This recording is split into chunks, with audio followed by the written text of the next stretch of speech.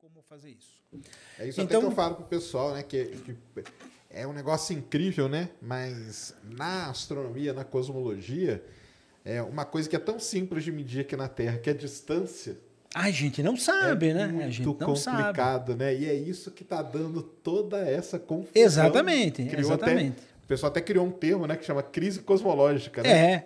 Atualmente. Agora, o final do século se caracterizou por dois tipos de observação que foram muito importantes.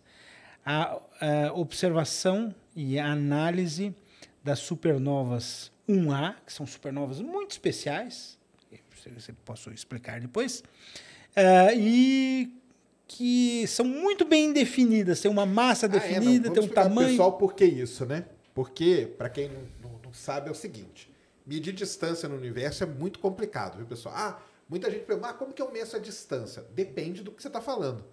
Até um determinado ponto, a gente usa o que a gente conhece como chama paralaxe, tá?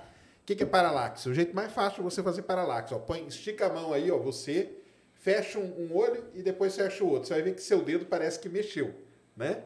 Mas com essa triangulação, usando trigonometria, você tem a distância entre os olhos, você consegue achar a distância até o seu dedo. Isso a gente consegue fazer no universo até uma determinada distância. Por quê? Porque depois de uma certa distância, esse ângulo fica muito pequeno. Exato. E a gente não consegue medir. Então, para cosmologia, até para o pessoal entender, para quem não sabe, cosmologia, quando a gente fala esse termo cosmologia, a gente está falando de grandes distâncias no universo, né? Então, são coisas que estão muito longe. E aí, para medir, o que os astrônomos pensaram? Bem, a gente precisa de algum objeto que tenha um brilho muito bem definido. Porque existem equações na astronomia que relacionam o brilho, a luminosidade, com a distância.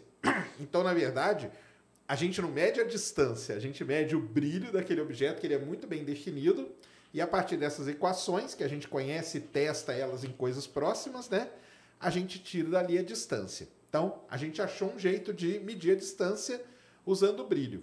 E aí veio a questão, quais objetos, né, que a gente pode usar, então, para isso?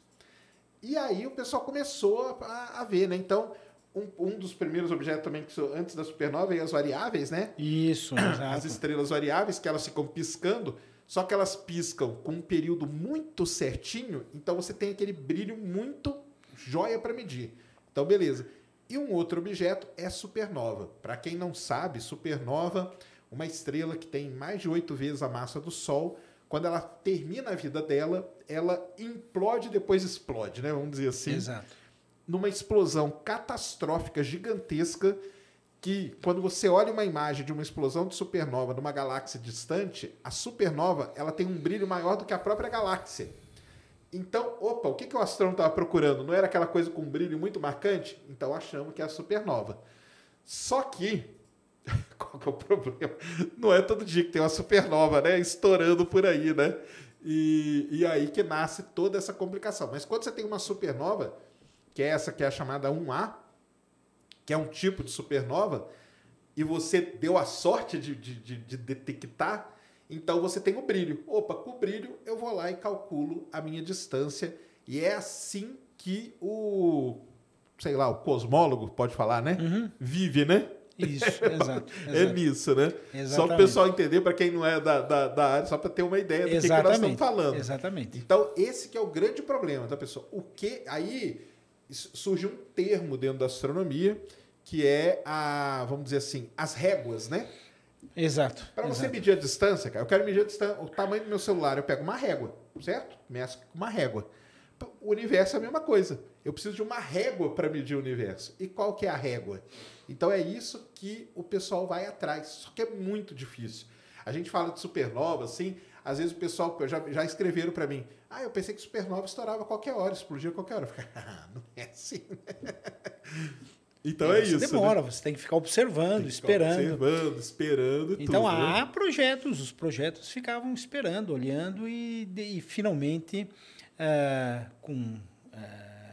com aparelhos melhores, eles detectaram, olharam para o espectro das supernovas. Tem que dizer que essa é 1A, que tem tais e tais características, etc.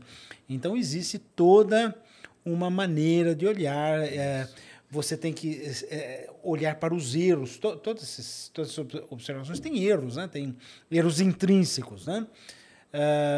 Isso foi um trabalho grande que levou a um prêmio Nobel, na verdade. No final da década de 90, né? 98, foi no né? final da década 98, de 90. 99, isso. né? Isso aí. E a gente descobre a aceleração do universo e, portanto, alguma coisa que acelera que se convencionou chamar de energia escura. Isso aí também é até legal de falar, não é, pessoal, que existe uma energia que ela é escura, de preta. O escuro é de desconhecido, né? Desconhecido.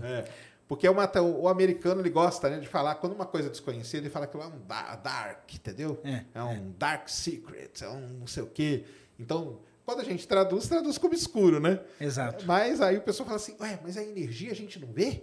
Como que é? Porque ela é preta? Não é isso. É que ela é desconhecida. E só para completar a historinha da distância para o pessoal, né? Por que esse pessoal ganhou? Isso é uma coisa muito legal, viu? Que essa galera ganhou o prêmio Nobel. Então, nós calculamos a distância. Calculamos a distância ali. Aí um cara lá na década de 1930, famoso por causa do telescópio, que tem o nome dele, o Hubble, Edwin Hubble, quando ele começou a medir galáxias, ele via que a galáxia, quanto mais longe ela estava da gente, né, ela estava se afastando mais rápido da gente. Isso pelo espectro, indo para o vermelho e tal. E ele criou uma regra, né, uma constante, um parâmetro, né, que levou o nome de constante de Hubble, que nem é um nome muito legal de falar, né? Porque a gente fala constante, o pessoal fala, então é um número fixo, né? E hoje parece que tem umas meio, né? Na verdade, é uma função de Hubble, né? Função, só que hoje... o pessoal chama de parâmetro de Hubble e tal. Esse parâmetro de Hubble, uma das coisas principais dele é a tal da distância. Por isso que a distância é tão importante. Se eu meço a distância, eu consigo calcular o parâmetro do Hubble. Até aí estava tudo bem. Até que em 98, um grupo lá de astrônomos, né, começou a medir e viu, cara, não é bem assim, né? Exatamente. Tem alguma coisa que está empurrando isso mais forte ainda, né? E então, aí eles corrigiram a lei de Hubble para levar em conta essa aceleração.